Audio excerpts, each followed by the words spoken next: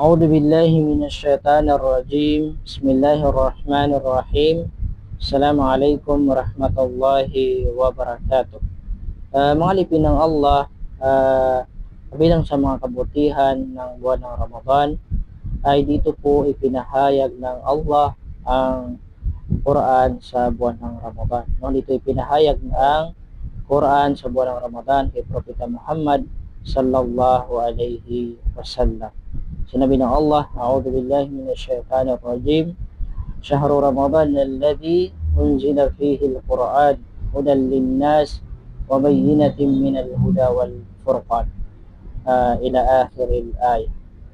Pangalawa na kabutihan ng buwan ng Ramadan ay pinabubuksan ng Allah ang pintuan ng paraiso at kanyang pinapasara ang pintuan ng impyerno. So meron po yung dalil mula sa hadith ng ating mahal na Propeta Muhammad sallallahu alaihi wasallam. Kabilang din sa mga kabutihan sa buwan ng Ramadan ay sinumang tao na mag-ayuno rito ay tunay na siya ay patatawarin ng Allah subhanahu wa ta'ala sa niyang mga naunang kasalanan. Sinabi ng mahal na Propeta Muhammad sallallahu alaihi wasallam, man sama Ramadan imanan wa ihtisaban ghufira lahu ma taqaddama min dhanbi.